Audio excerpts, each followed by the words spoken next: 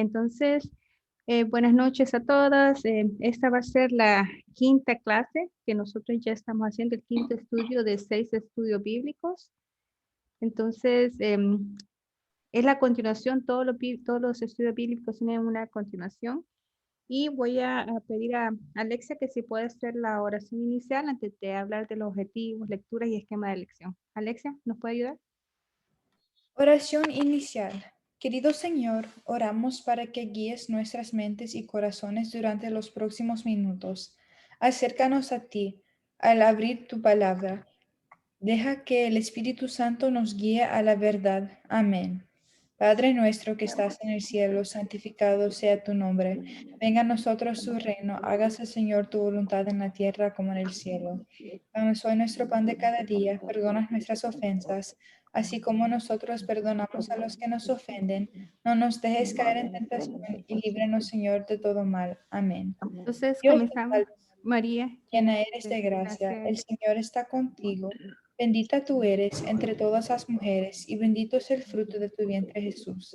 Santa María, Madre de Madre de Dios, Dios, ruega, ruega por nosotros Señora, los por nosotros pecadores, pecadores, ahora y ahora y en en la la hora hora de de nuestra nuestra muerte. muerte. Amén. Amén. Entonces comenzamos nuestro estudio en el nombre del Padre, del Hijo y del Espíritu Santo. Amén. Voy a poner una pequeña pedacito de una alabanza. Antes de decir gracias, Tania. para después enfocarnos ya en la lección.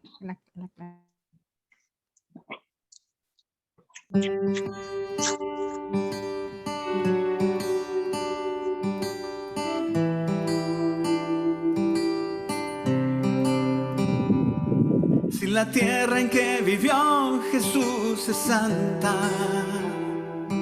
imagina el vientre que lo dio a nacer.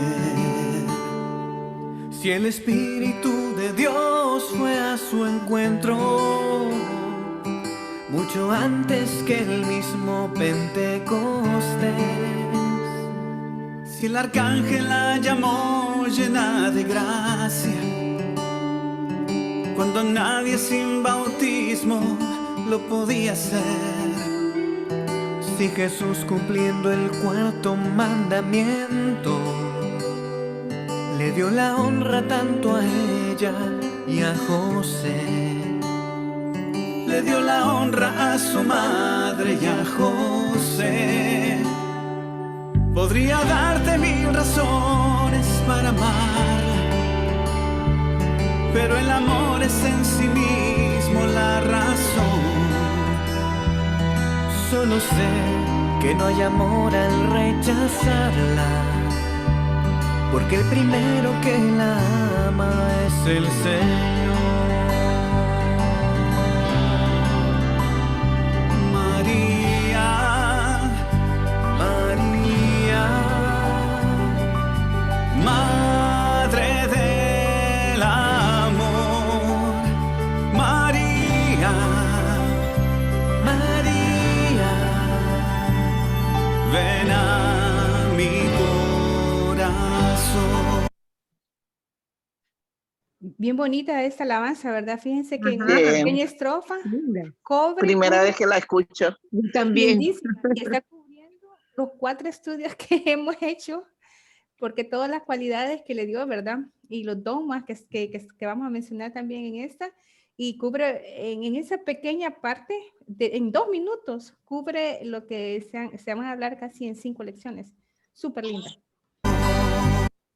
Entonces, como les menciono siempre, lo que yo estoy haciendo nada más es ilustrando este estudio bíblico y buscando pequeños conceptos o palabras que no están explicadas o que yo no entiendo, ¿verdad? Porque no soy teóloga, pero este estudio ha sido sacado del Centro San Pablo de Teología Bíblica. Es un estudio que está elaborado por sacerdotes.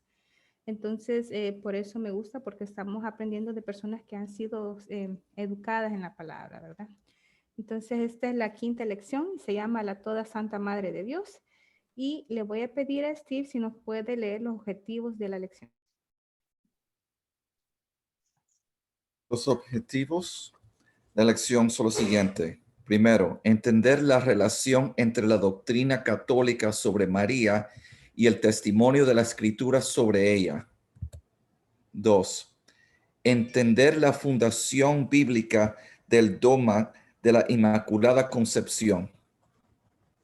Tercero, apreciar cómo la fe católica en la Inmaculada Concepción fluye. Disculpen, es que se está bloqueando. Fluye del retrato de María como la nueva Eva en el Nuevo Testamento. Las lecturas son Génesis capítulo 3, versículo 15, Lucas 1, 26 al 38, Juan 2, 4, versículo 4 y capítulo 19, 26, Apocalipsis capítulo 12, Efesios 1, 3 a 6 y 11 y a 12. Esquema de la lección. Primero, la verdad sobre María. 2. María y el protoevangelio. Saludando a María.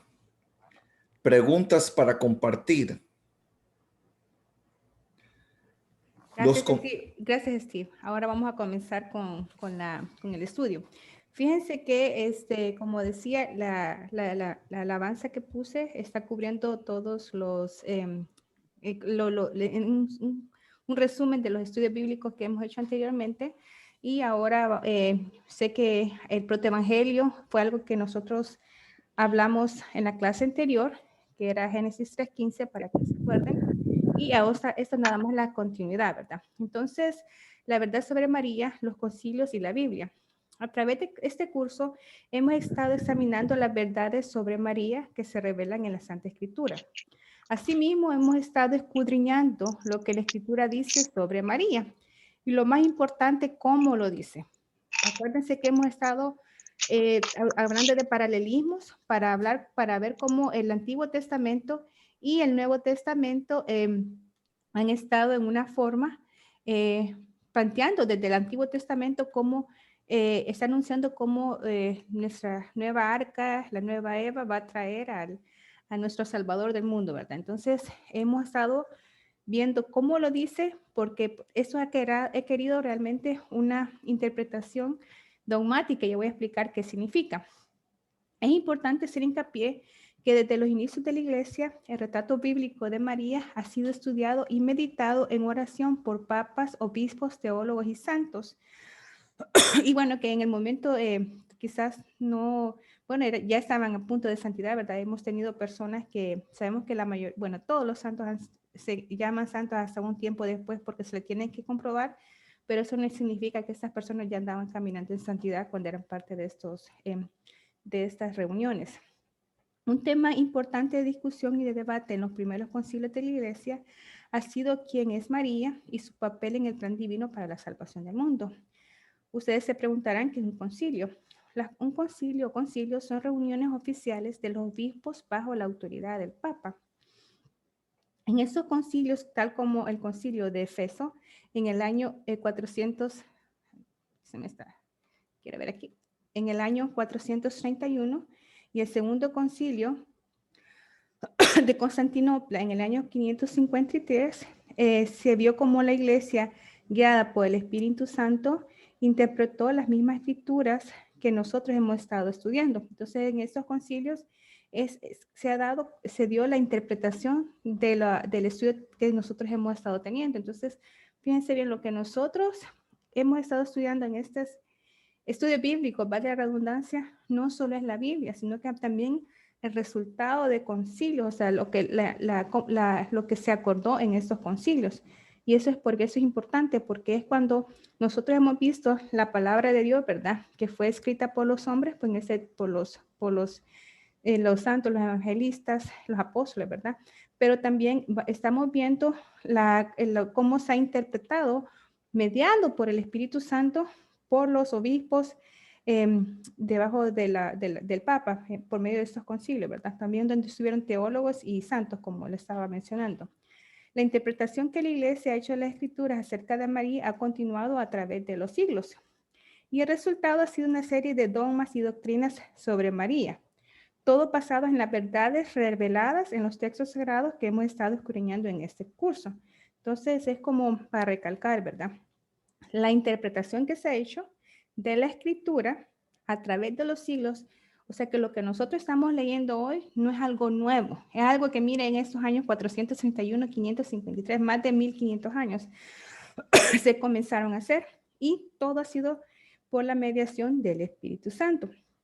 Entonces, ustedes se estarán preguntando ahora qué es un dogma. Fíjense que un dogma es un punto esencial de una religión, una doctrina o un sistema de pensamientos que se tiene por cierto y que no se puede ponerse en duda dentro de su sistema. Entonces, estos dogmas que fueron puntos de pensamiento, que fueron acordados en estos concilios, no se pueden poner en duda dentro de nuestra religión, porque nosotros creemos firmemente que estas conclusiones que se llegaron han sido mediadas por el Espíritu Santo. Entonces, en eso estamos, ¿verdad? Entonces, los dogmas y la iglesia. Entonces, en esta lección y en la próxima vamos a mirar más de cerca estos dogmas y doctrinas, examinando sus bases y profundizando nuestro aprecio del retrato bíblico de María.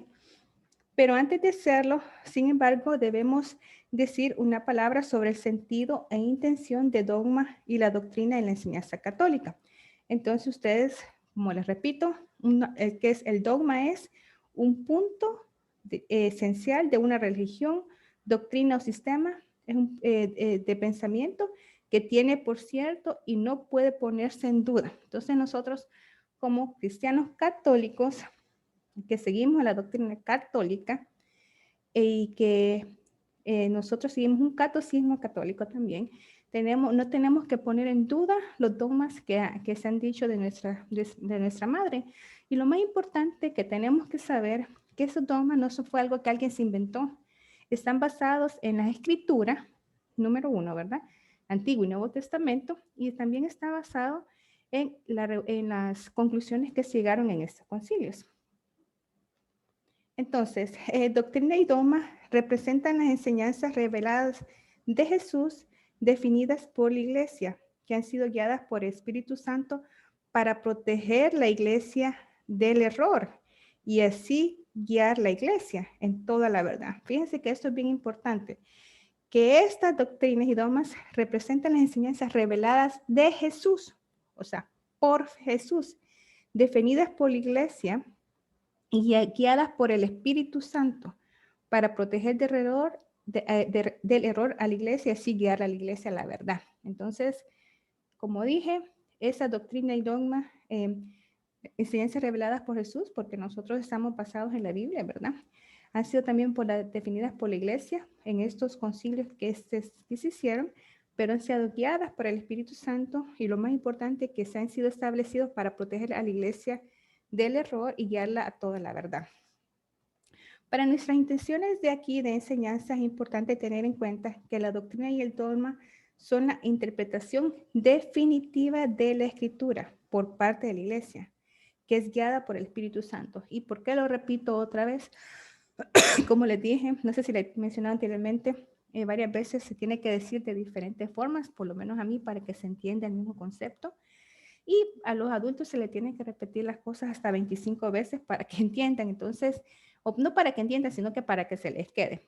A mí me gusta mucho utilizar ayuda visual y por eso lo pongo aquí, porque soy disléxica, y eso me funciona a mí para aprender. Pero el punto aquí que le quiero decir es que la doctrina y el dogma son interpretación definitiva de la Escritura por parte de la Iglesia y que fue guiada por el Espíritu Santo. Entonces, en el Nuevo Testamento, la palabra griega dogma se refiere a los preceptos legales de la ley divina revelada en el Antiguo Testamento. Y tenemos como referencia Efesios 2:15. También se refirió a las definiciones del primer concilio de la Iglesia realizado en Jerusalén. Y esto lo pueden ver en Hechos 16:4. El Concilio de Jerusalén se reunió para realizar una interpretación definitiva de las escrituras del Antiguo Testamento acerca de cómo debe ser tratar a los no judíos que se convirtieron al cristianismo. Y eso se puede ver en Hechos 15 y específicamente Hechos 15-28. Fue una decisión en la que los apóstoles fueron guiados por el Espíritu Santo. Entonces, en ese concilio se decidió cómo se iban a tratar a los no judíos que se convirtieran al cristianismo. ¿Por qué es tan importante esto? Porque acuérdense que en el judaísmo, cuando nosotros vemos en el Antiguo Testamento, o la palabra de Dios basada en el judaísmo solo era para los judíos y los demás que eran llamados gentiles, ¿verdad? Los que no eran judíos. Entonces ellos se reunieron básicamente para ver cómo se iban a tratar a las personas que no eran judíos, o sea, pero se convirtieran al cristianismo, o sea, a nosotros. Lo más importante de ver es que Jesús vino por todo, ¿verdad? No solo por los judíos. Entonces, imagínense que allá por Hechos 15, 28 ya estaban hablando de cómo iba a ser el resto de la humanidad, porque hoy ya habían entendido que la palabra de Dios no era solo para un grupo étnico o demográfico o geográfico, era para todas las personas que quisieran abrir su corazón y sus oídos para escucharla, ¿verdad? Entonces, de la misma manera, las doctrinas de la Iglesia sobre María, y para eso nos referimos a sobre su Inmaculada Concepción, su estatus como siempre Virgen de Madre de Dios y su asunción al cielo como Reina de todas las cosas. Entonces, estas doctrinas de la Biblia, de la Iglesia sobre María, representan en conjunto una interpretación definitiva de toda la Escritura en cuanto al papel de María en el plan divino de la salvación. Y de estos dogmas hemos estado hablando en las clases anteriores, ¿verdad? Entonces, el dogma, primero, acuérdense, porque es una verdad o un punto definitivo que nosotros como católicos debemos de entender, y entendemos de dónde viene, ¿verdad? Con este estudio, pero no podemos dudarlo porque es parte de las creencias de nuestra iglesia. Entonces, y como veremos, cada una de estas doctrinas está basada en los retratos bíblicos que ya hemos estudiado, como lo dije anteriormente. Uno fue María como la nueva Eva, el otro fue María como la nueva Arca de la Alianza, y el último que nosotros estudiamos en la estudio anterior fue María como la nueva Reina Madre, ¿verdad? Entonces, el dogma de la Inmaculada Concepción de María declara que la Madre de Jesús, única entre los miles de millones de nacidos desde el inicio del mundo, fue concebida sin heredar la maldición del pecado original de Adán y Eva. ¿Y por qué es importante? Y eso se acordó, ¿verdad? En el concilio de Efesios 431. ¿Y por qué nosotros dijimos que fue concebida sin heredar la maldición original del pecado original de Adán y Eva? Porque el arca de la nueva alianza tiene que ser pura. Y el arca de la nueva alianza ha sido nuestra Madre María. Por lo tanto, tiene que haber sido concebida sin pecado original para ser posible para ella cargar con la nueva alianza que ha sido nuestro Padre Celestial. Entonces, en el plan de Dios y por su gracia, ella fue preservada del pecado en orden de llegar a ser plenamente la toda santa Madre de Dios. Y esto, como lo repito, fue declarado en el concilio de Efesios 431. El Papa Pío XIX proclamó el dogma el 8 de diciembre de 1854 en un documento con el título de, aquí, ¿verdad? Creo que este es latín, Ineffabilis Deus, que significa el Dios inefable. Él hizo notar que en la larga historia de la Iglesia existe la creencia en que la Virgen María no fue manchada por el pecado original, algo expresado especialmente en los escritos de los papas y en las oraciones y liturgias de la Iglesia. Y él señaló que esta creencia está fundada en la última instancia por los siglos de predicación y enseñanza sobre los tres pasajes que hemos visto detenidamente en las lecciones previas. El primer evangelio o el protoevangelio, el jardín del Edén, que fue Génesis 3:15, la Anunciación, que lo tenemos como referencia Lucas 1, de 26 al 38, y la visión de mujer en el último libro de la Biblia, que fue Apocalipsis 12. Como hemos visto en las lecciones anteriores, esos pasajes nos han retratado, nos dan un retrato bíblico de María como la nueva Eva. En el dogma de la Inmaculada Concepción vemos a la Iglesia escudriñando profundamente el misterio del plan divino. Recordemos que en la segunda lección vimos cómo la narración bíblica del castigo de Dios a Adán y Eva incluía en el protoevangelio que es un evangelio primordial, y esto ya lo vimos en la clase anterior, un inicio que inaugura la salvación que vendría a través de una mujer y su descendencia. Entonces, acuérdense que protoevangelio es la primera promesa de salud mesiánica hecha por Dios a Adán y Eva de un Salvador futuro contenida en el capítulo 3 de Génesis. Entonces, estrictamente, cuando se habla del protoevangelio, se refiere a la última parte de Génesis 3:15. Mami, ¿nos puede leer Génesis 3:15?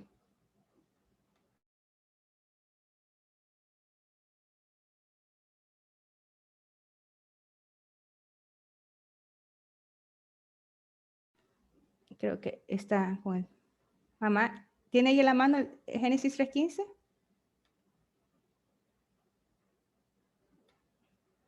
Ay.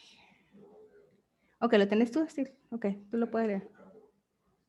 Que lo tenía. Lo siento, que creo que mi madre se salió por querer encender el audio.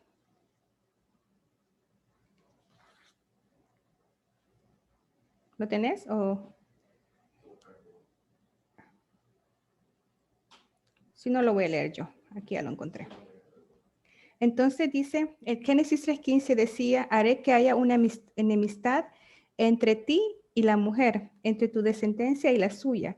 Ella te pisará la cabeza mientras tú herirás su talón. Como nosotros vimos en el estudio pasado, este protoevangelio, cuando hablaba de una amistad entre ti y la mujer y entre ti y tu descendencia y la suya, esto es lo que hizo que al final, que dijera, ella te pisará la cabeza mientras tú herirás su talón. Ya yo lo leí, mamá, gracias. Ya lo leí, Sí.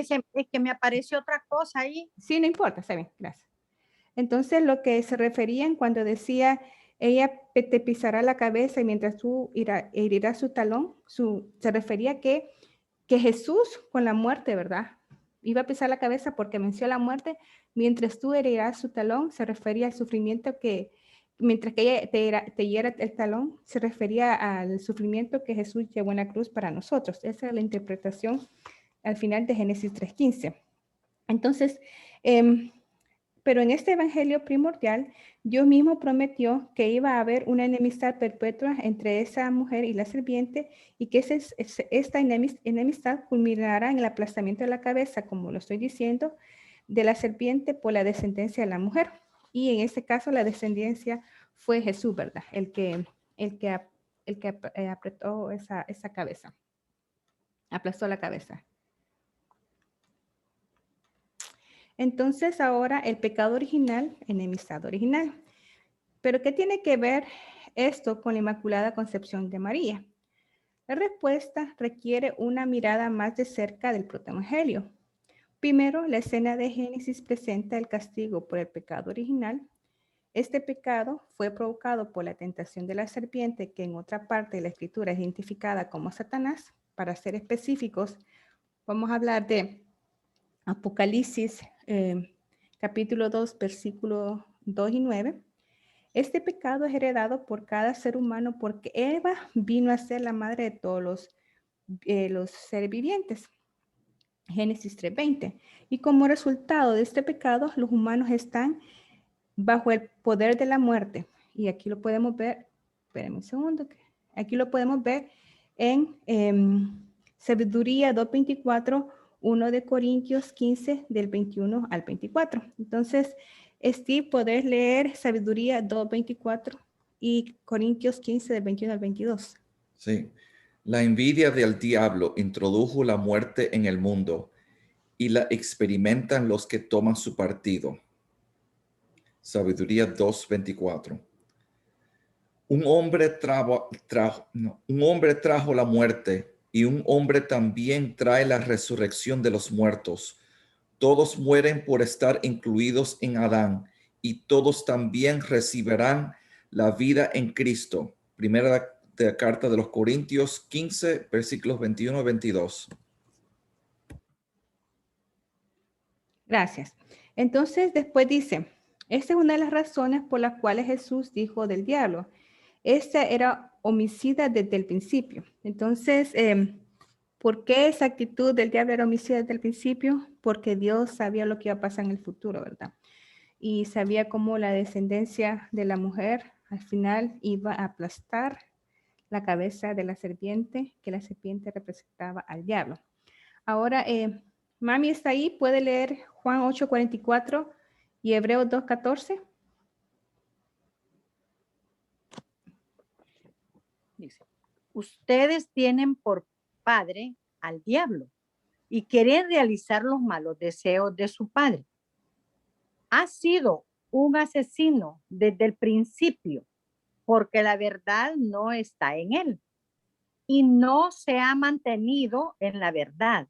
Lo que le ocurre decir es mentira, porque es un mentiroso y padre de toda mentira.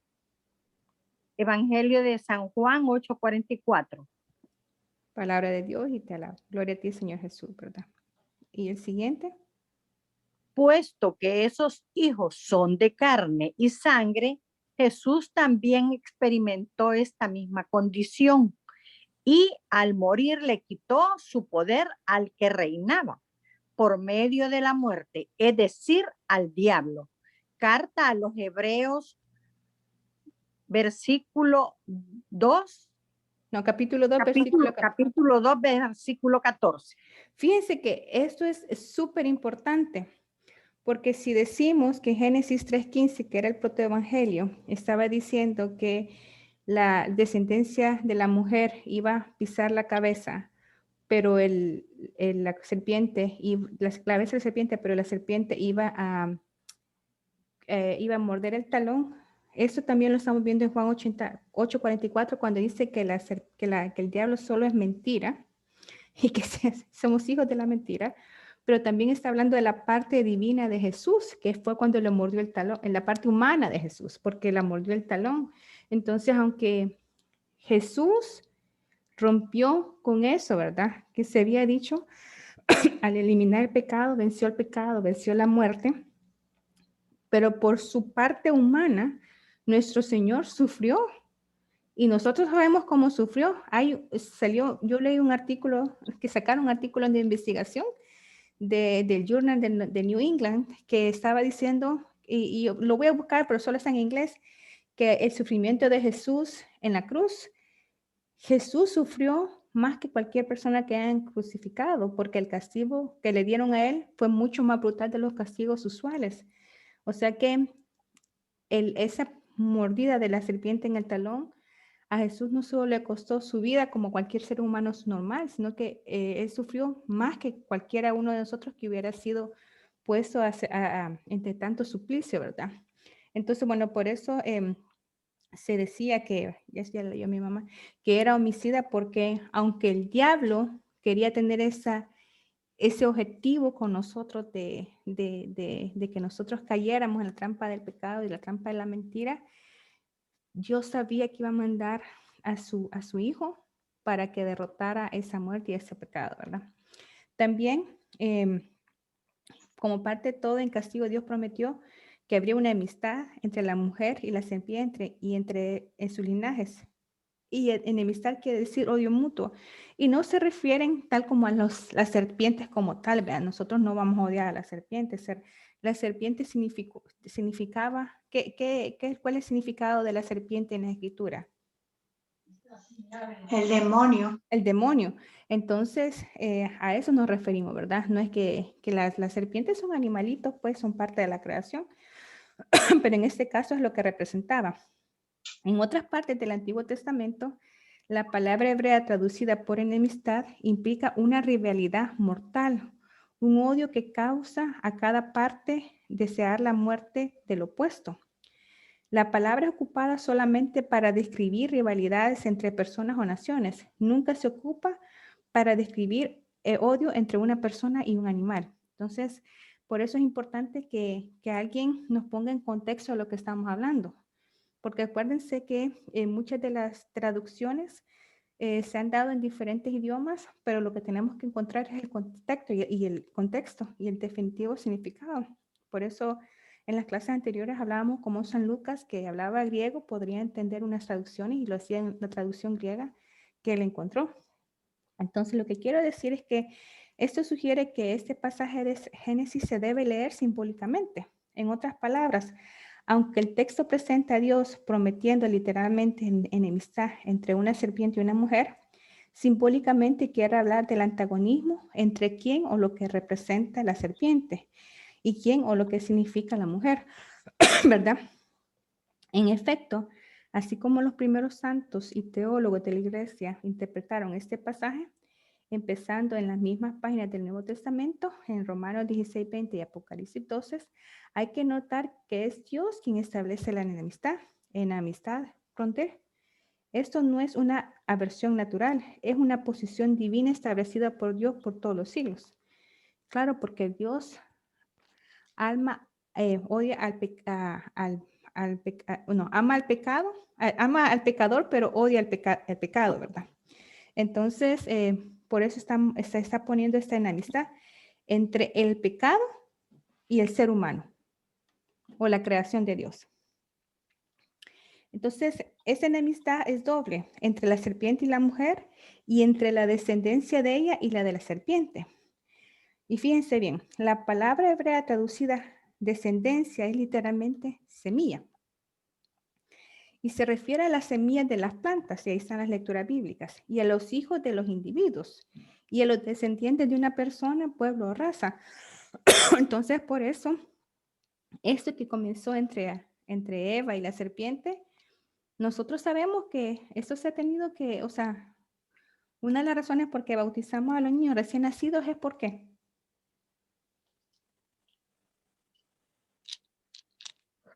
Porque se dice que todos nacemos con el pecado original, ¿verdad? Eso es lo que se decía anteriormente también, que se nacemos con el pecado original, pero con la sabiduría que nosotros ya sabemos que desde que Jesús aplastó la serpiente en la cabeza, nosotros hemos sido liberados, ¿verdad? Siempre y cuando no pequemos, porque eso ya va a libre albedrío, pero ya ese es otro tema de otra conversación. De vez en cuando la palabra descendencia, ¿verdad? O esta palabra enemistad es usada en un sentido moral, como cuando el salmista habla de la posibilidad del malvado en el Salmo 37, 28. Y el profeta Isaías de la raza de malvados hijos de la perdición en Isaías 1:4. Finalmente, Dios promete que la descendencia de la mujer aplastará la cabeza de la serpiente. Aplastar la cabeza de la serpiente es matarla. Entonces lo que tenemos aquí es la promesa de dar muerte a la serpiente bajo el pie de la descendencia de una mujer, o sea, bajo el pie del hijo de una mujer. Entonces ahora vamos a hablar de la escritura del dogma. Entonces vamos a decir, por una lectura más de cerca podemos ver cómo la iglesia, empezando en el Nuevo Testamento, ha visto en ese texto un soporte a la creencia de la Inmaculada Concepción de María. Primero, porque prevé una nueva mujer, una nueva Eva y su descendencia, Jesús, como hemos visto en las lecciones previas. Este pasaje es la fuente que se llama María, mujer que se llama a María, mujer en el Evangelio de San Juan, como vamos a ver aquí. Acuérdense que eso, para entender el concepto de por qué se le llama mujer, ¿verdad? Lo tenemos que ir a las clases anteriores, porque ahí explicamos por qué se le llamó a María mujer, pero aquí les voy a recordar Juan 24 de cómo le llamó mujer. Faltando el vino, la madre de Jesús le dijo: no tienen vino. Jesús le dijo: ¿qué tienes conmigo, mujer? Ahí fue la primera vez que nosotros estamos oyendo que Jesús le llama mujer, y aquí la segunda vez.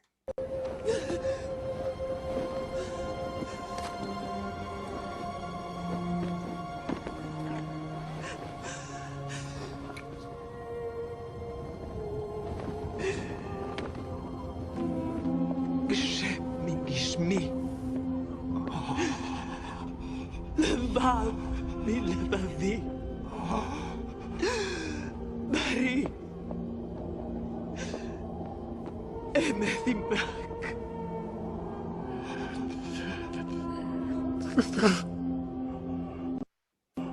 לא, הוא פרקי. יוחנן בר לו.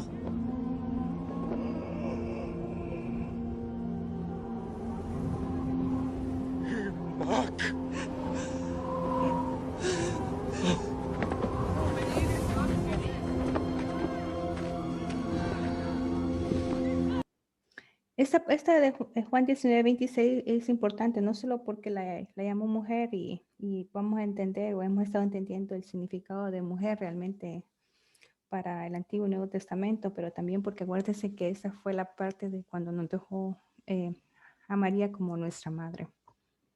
Entonces, es importante entender todo el significado que tiene un solo versículo. Y faltando el vino, Entonces, los cristianos se enfocaron a esta mujer y su hijo en su interpretación de las expectativas del Mesías. Como San Pablo dice, al llegar la plenitud de los tiempos, envió Dios a su hijo nacido de mujer, y eso lo podemos ver en Gálatas 4:4. También el dramático conflicto entre la mujer y la serpiente en el último libro de la Biblia evoca mucho el protoevangelio en Apocalipsis 12. Como lo hemos visto en lecciones previas, y de aquí se origina la interpretación de la serpiente del Edén como Satanás. Entonces, lo que voy a ver ahorita, voy a poner este video de Apocalipsis 12 y después voy a continuar con la lectura. Pongan la atención porque es importante este capítulo de Apocalipsis 12. Apocalipsis 12. Apareció en el cielo una gran señal, una mujer vestida del sol con la luna debajo de sus pies, y sobre su cabeza una corona de 12 estrellas.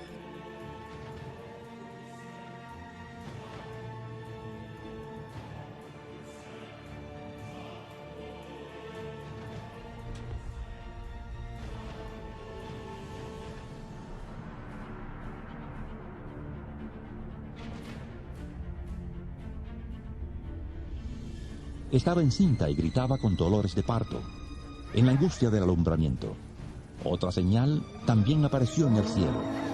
He aquí un gran dragón escarlata que tenía 7 cabezas y 10 cuernos, y en sus cabezas tenía 7 diademas. Su cola arrastró la tercera parte de las estrellas del cielo y las arrojó sobre la tierra. Y el dragón se paró frente a la mujer que estaba para dar a luz, a fin de devorar a su hijo tan pronto como naciera.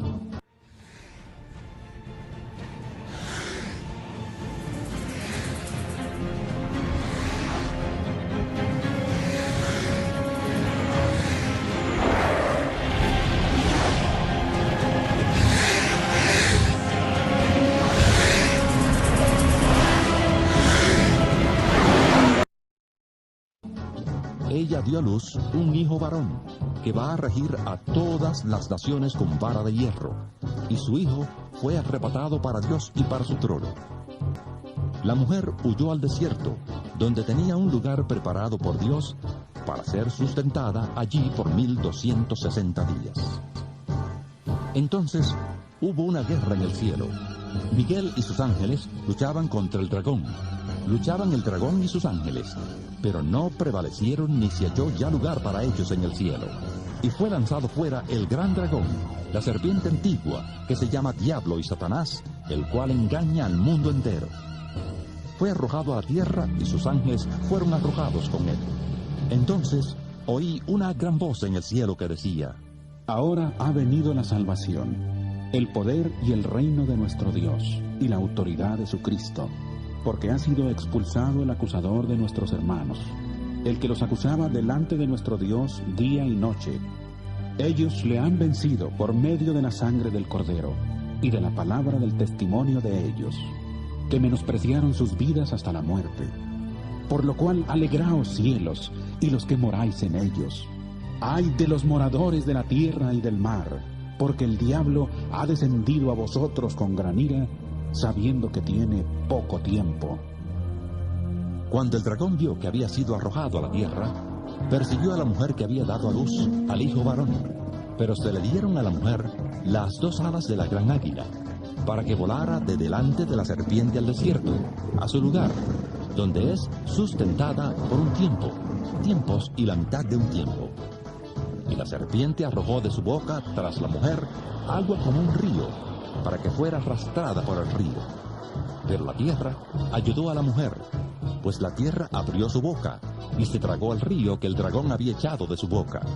Entonces el dragón se llenó de ira contra la mujer y se fue a hacer la guerra contra el resto de la descendencia de ella. contra los que guardan los mandamientos de Dios y tienen el testimonio de Jesucristo.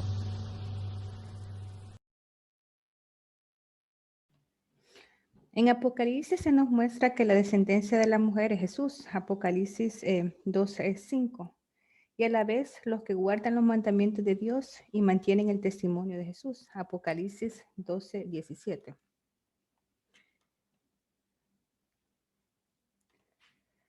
Finalmente, el protoevangelio da una visión de la derrota de Satanás por la descendencia de la mujer. San Pablo hace alusión a esto cuando escribe: el Dios de la paz aplastará bien pronto a Satanás bajo los pies de ustedes. Romanos 16:20. Como esta interpretación permite ver que la mujer, María, nace sin pecado original. Es verdad que la Escritura enseña que todos los hombres y mujeres se concibieron en el pecado. Entonces ahí lo podemos ver en Salmo 51:7. San Pablo escribió que el pecado entró en el mundo por Adán y Eva, y como resultado todos pecaron, y atrajo sobre todos los hombres la condenación. Romanos 5:12-18. Sin embargo, el protoevangelio parece contemplar por lo menos a dos personas, la mujer y su hijo, que no serían concebidos bajo el poder de la serpiente y las consecuencias de su engaño. Recordemos lo que dice el texto, la enemistad es puesta por Dios y es una rivalidad mortal, una hostilidad absoluta, una lucha hasta la muerte.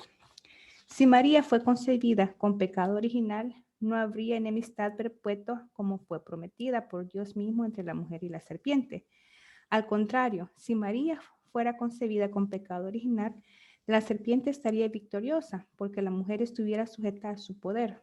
Si este fuera el caso, la promesa de Dios demostraría ser falsa. Sin embargo, es claro que Dios quiso otra cosa al poner la enemistad perpetua entre la descendencia de la mujer y la de la serpiente. Se ve entonces que María, la mujer prometida desde el inicio, tiene que ser nacida libre del poder de Satanás para que pudiera cumplir la promesa de Dios de una enemistad absoluta entre ella y la serpiente. Así, el Papa Pío XII interpretó esta escritura en una encíclica que se llama Fulgens Corona, Corona Radiante, en el año 1958, escrita para conmemorar los 100 años de la declaración del dogma de la Inmaculada Concepción. Esta interpretación fue afirmada por el Papa Juan Pablo II en el texto de la audiencia que se publica de 29 de mayo de 1996. También San Pablo observó que para nuestra salvación Dios provocó que sobreabundara la gracia, y a Jesús, a quien no conoció pecado, le hizo reinar sobre el poder del pecado y la muerte. Y eso lo podemos ver en Romanos 5, capítulo 5, versículos 20 y 21, y el 2 de Corintios 5, 21 y Hebreos 2, 14. Si la descendencia de la mujer, Jesús, no conocería pecado, ¿cómo podría conocerlo su madre? Entonces, esta es la pregunta, ¿verdad? Entonces, fíjense, lo voy a repetir, si la descendencia de la mujer, o sea, Jesús, no conocería pecado, ¿cómo podría conocerlo su madre? Esto es importante saberlo porque me remonto al principio de la clase. Si sabemos que nuestra madre es la arca de la nueva alianza y la nueva alianza ha sido nuestro Padre Celestial, como lo dije al principio, la Madre Santísima, porque estaba cargando a Jesús, no podría tener pecado original. Entonces ahora, saludando a María, la llena de gracia. La escena de la Anunciación en el Evangelio de San Lucas, en el cual el arcángel Gabriel saluda a María con el título llena de gracia, es también citada como fundamento del dogma de la Inmaculada Concepción. Ya hablamos en detalle de la Anunciación en la primera lección. Aquí queremos enfocarnos en el saludo del ángel. Alégrate, llena de gracia, el Señor está contigo. Y para eso vamos a ver San Lucas 1:28.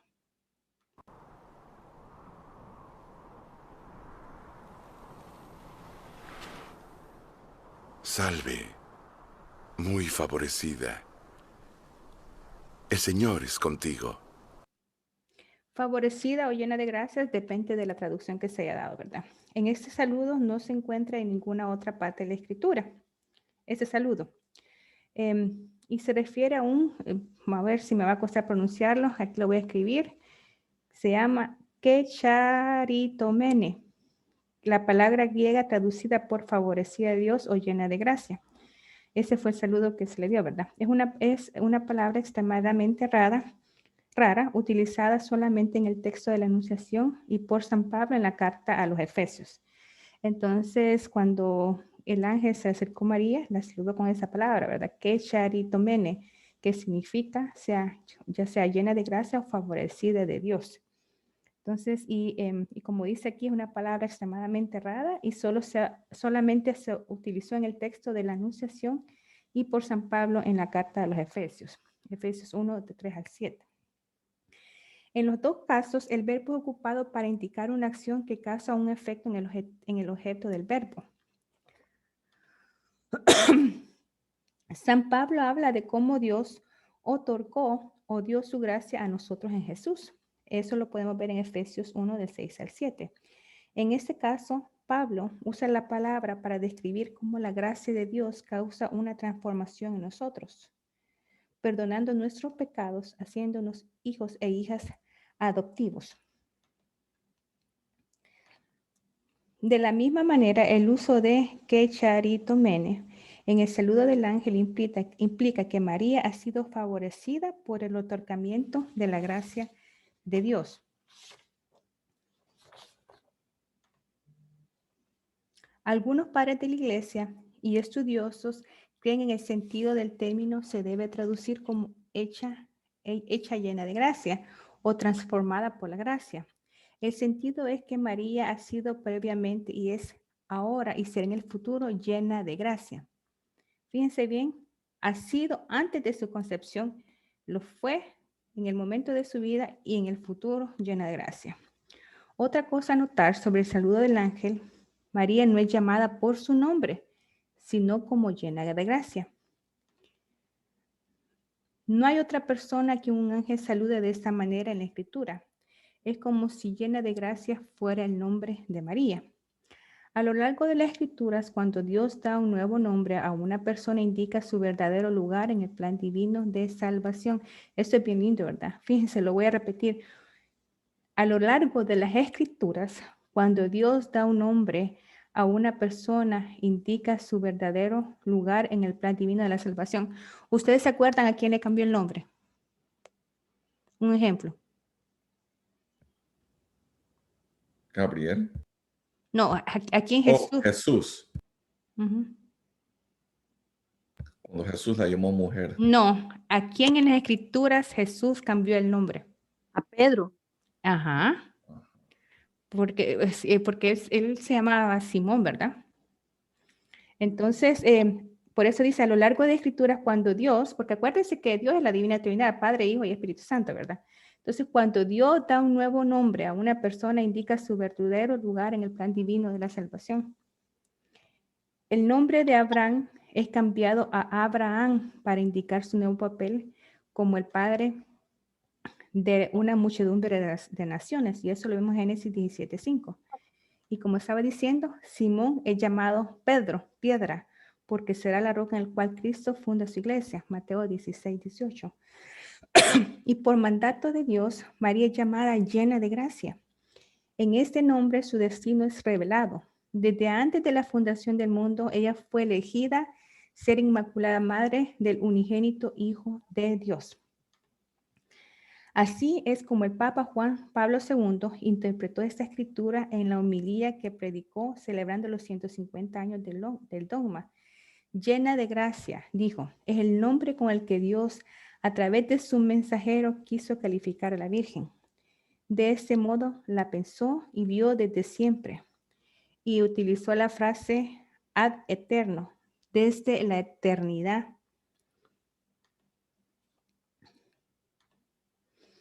Todas estas imágenes bíblicas de María aparecen unidas en la liturgia de la solemnidad de la Inmaculada Concepción.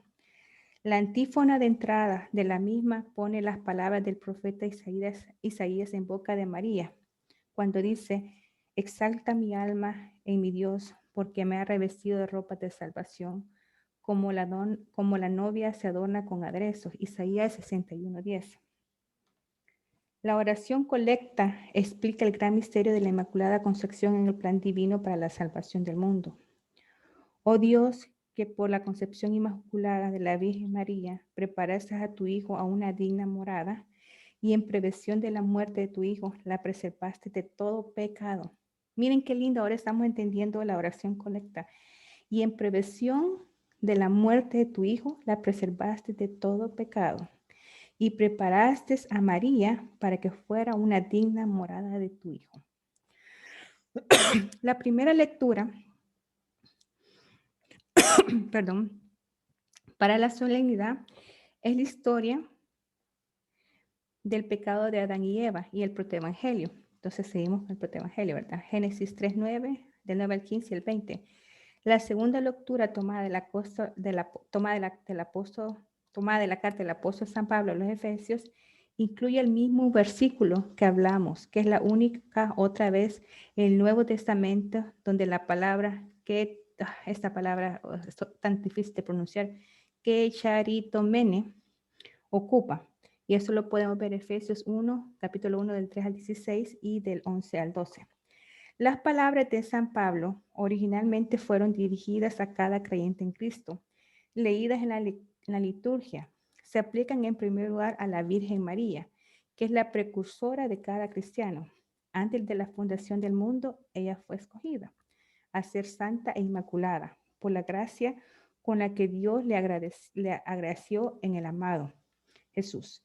La gracia que se le dio a la Virgen María en el vientre de su madre será el destino de todo lo que creemos en su Hijo y somos bautizados. Entonces, esto es bien importante porque María iba a ser la que iba a traer ese descendiente que iba a matar, ¿verdad? Iba a aplastar la serpiente simbólicamente al pecado, al Satanás. Ella no podía traer un pecado original, porque si no se iba a manchar su descendencia, que es Jesús, ¿verdad? Y por lo tanto ella también iba a ser esclava del pecado. Entonces, cuando estaba hablando de esto, esta lectura nos recuerda también que María fue destinada según el propósito de aquel que realiza todo de acuerdo al beneplácito de su voluntad.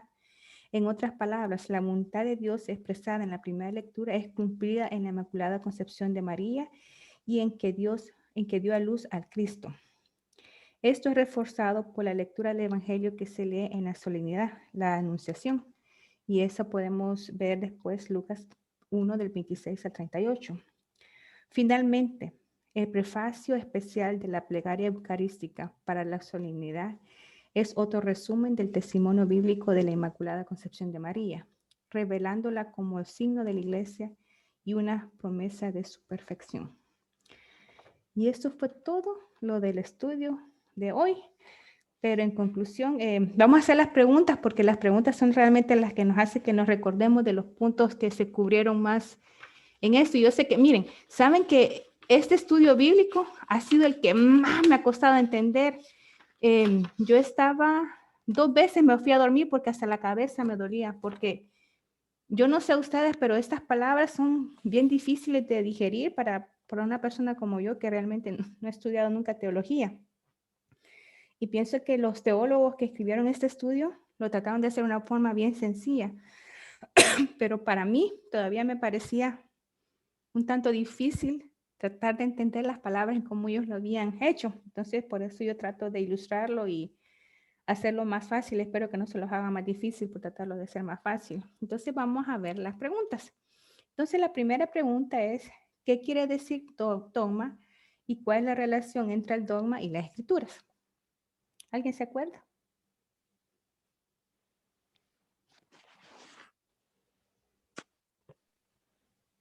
¿Luz divina? El dogma es una ley divina. Un punto de pensamiento, ¿no? Es el punto esencial de la religión, ¿no? Que no se puede poner en duda. Eso ve. Dentro de nuestra religión porque está mediado por el Espíritu Santo. Correcto. ¿no? Sí, una verdad que no se puede poner en duda, es inspirada por el Espíritu Santo. Sí, Es una ley divina, puede ser como considerada ley divina, ¿no? Fíjese que eso es muy importante porque el dogma es como la interpretación de las escrituras que se dio en los concilios entre santos, obispos y papas y todo eso. Y papa, ¿verdad? Porque solo un papa a la vez, pero mediada por el Espíritu Santo. Entonces, es más como un punto que se acordó de los hombres, pero con mediación de la escritura que es Dios, ¿verdad? Y el Espíritu Santo. Entonces, Steve, ¿tú podrías leer cuál es la relación entre dogma y las escrituras?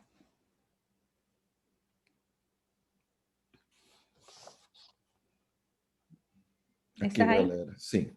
En el Nuevo Testamento, la palabra griega dogma se refiere a los preceptos legales de la ley divina revelada en el Antiguo Testamento, Efesios 2:15. También se refirió a las decisiones del primer concilio de la iglesia realizado en Jerusalén, Hechos capítulo 16, versículo 4. La doctrina y el dogma son la interpretación definitiva de la escritura por parte de la iglesia, que es guiada por el Espíritu Santo. Entonces, como en conclusión, la doctrina y el dogma son la interpretación definitiva de la escritura, o sea, de la Biblia, ¿verdad? Por parte de la iglesia, guiada por el Espíritu Santo. Pero todos contestaron excelente. Miren, me están haciendo muy feliz porque, bueno, porque sí, estoy viendo que están entendiendo y eso me alegra, me llena mucho a mí. ¿Cuáles son los 3 retratos bíblicos que constituyen las fundaciones de los dogmas y doctrinas católicas acerca de María?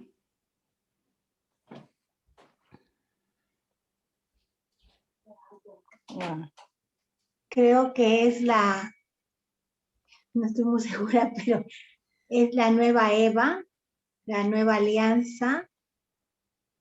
Y falta una que no me acuerdo. Muy bien, el arca de la nueva alianza y la reina madre. Si le puedo ayudar aquí porque esta pregunta se ve un poquito sencilla, pero es la unión de casi todo lo que hemos estado hablando. Sí. Fíjese que dice, antes de mencionar los retratos bíblicos, es importante mencionar lo que nos enseña la doctrina de la iglesia sobre María. La iglesia nos enseña los siguientes dogmas. Número 1, que es Inmaculada Concepción. Número 2, su estatus como siempre Virgen, Madre de Dios. Y número 3, su asunción al cielo como reina de las cosas. Estos representan en conjunto una interpretación definitiva de toda la escritura en cuanto al papel de María en el plan divino de la salvación. Y cada una de esas 3 doctrinas está basada en los retratos bíblicos, que sería María como la nueva era, María como la nueva arca de la alianza y María como la nueva reina madre. Acuérdense que yo les voy a mandar estas respuestas para que ustedes lo tengan como para acordarse de todo eso, pero sí lo que dijeron, así es. La tercera pregunta. ¿Por qué se ha dicho que Génesis 3:15 es el protoevangelio y qué promete Dios acerca de la serpiente y la mujer? ¿Qué promete Dios acerca de la serpiente y la mujer?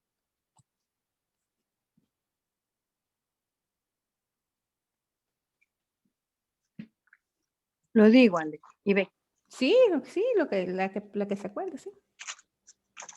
Haré que haya enemistad entre ti y la mujer, entre tu descendencia y la suya. Ella te pisará la cabeza mientras tú herirás su talón.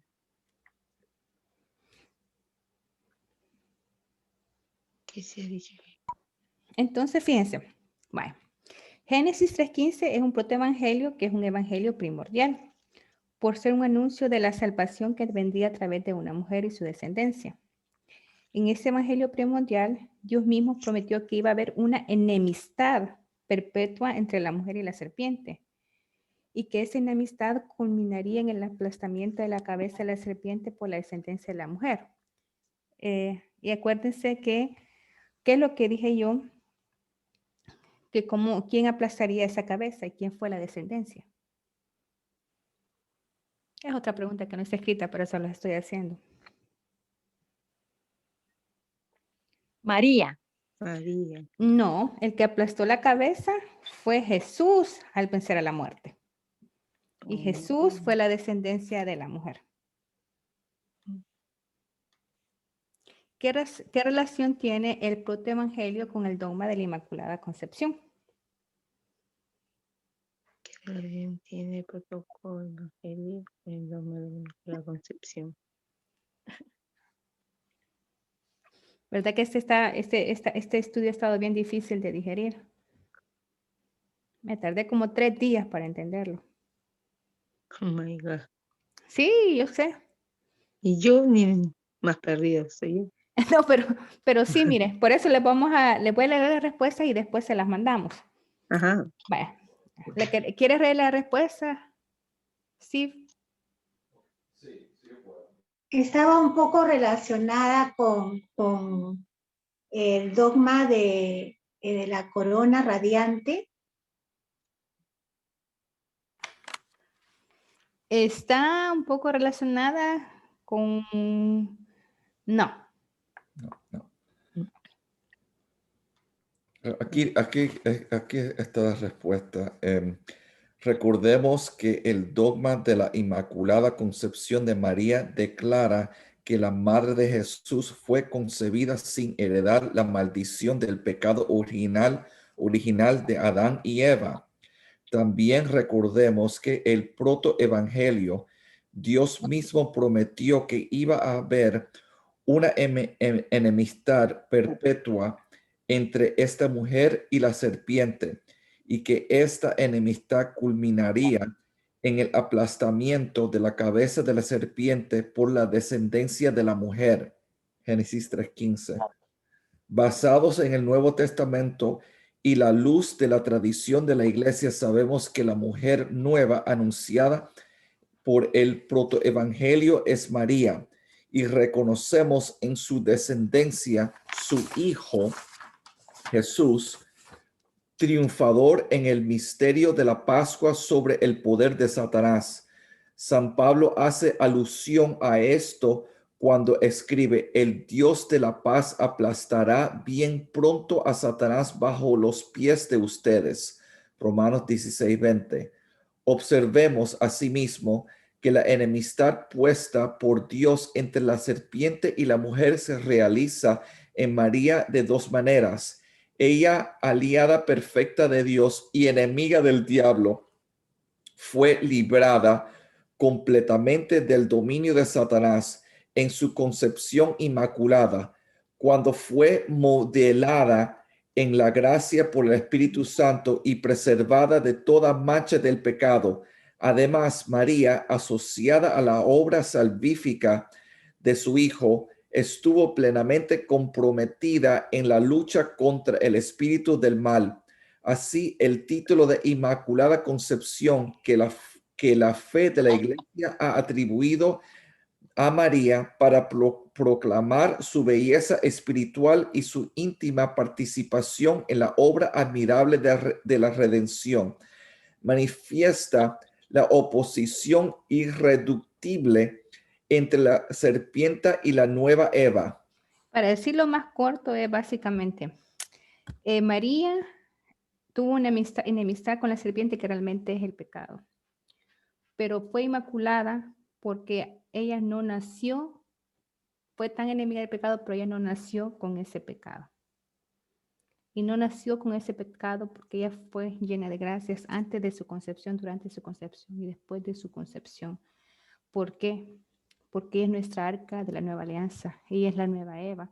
Ella es la reina madre. Ella tiene que haber estado pura, sin pecado original, para llevar a cabo que naciera o que estuviera en su cuerpo nuestra nueva alianza, que es nuestro Señor Jesucristo.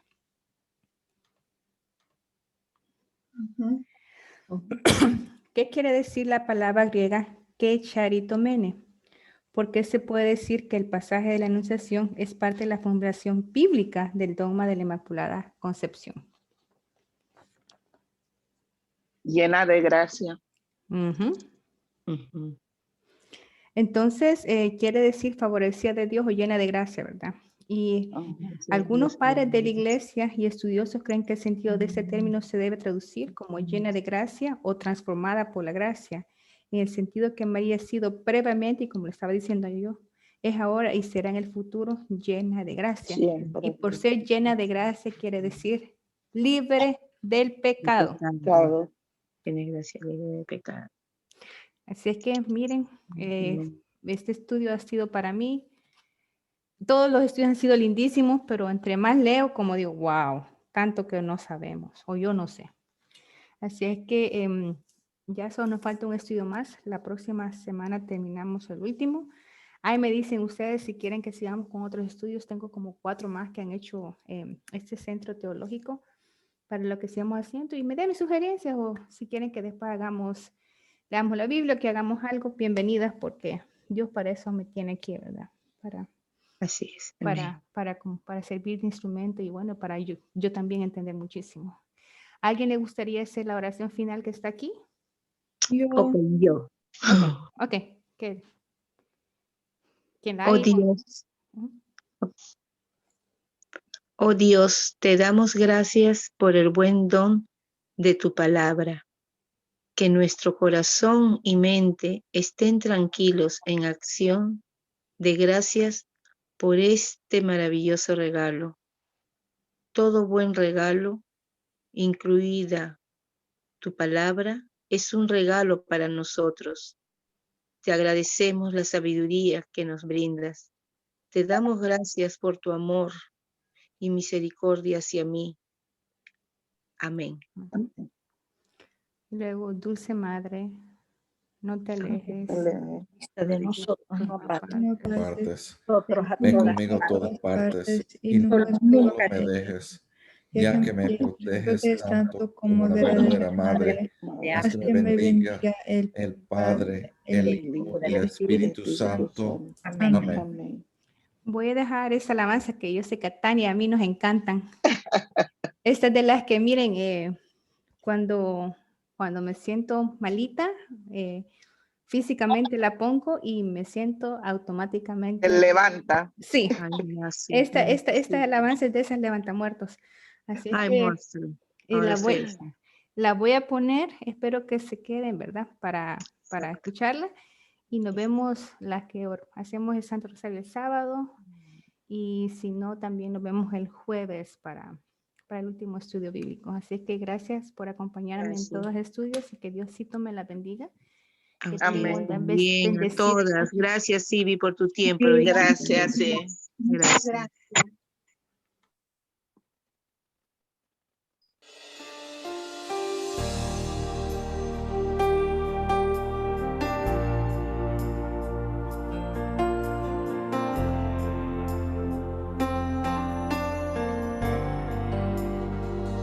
Aquí estás, debemos mover, te adoraré, te adoraré. Aquí estás, obrando en mí,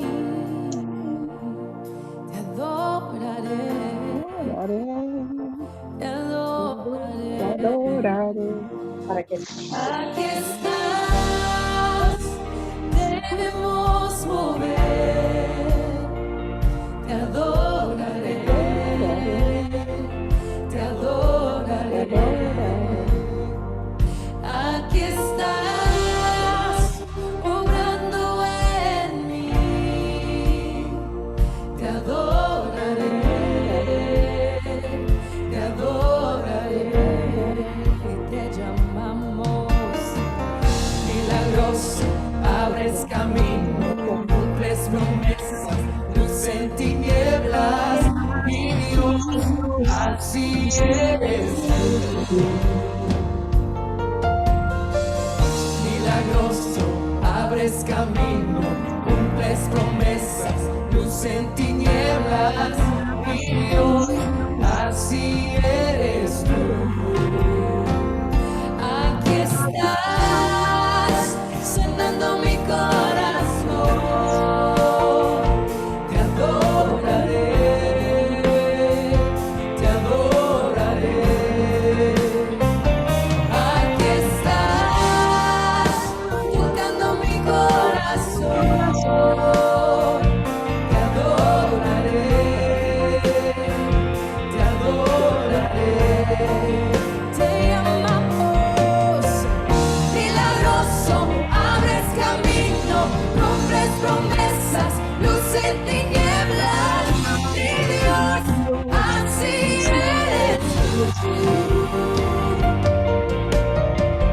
Milagroso, abres camino, cumples promesas, luz en tinieblas.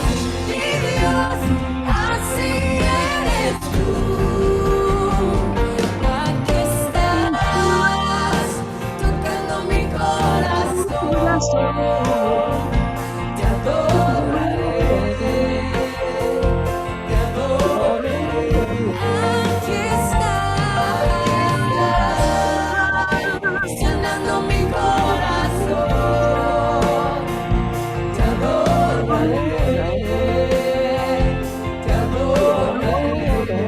Hoy siempre te llamamos milagroso, abres camino, cumples promesas, luz en tinieblas.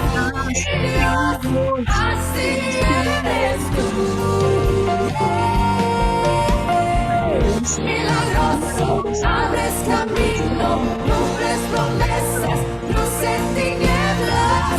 Mi Dios, así eres tú. Así eres tú. Así eres tú. Así eres tú. Así eres tú. Así eres tú. Así eres tú. Así eres tú. Así eres tú.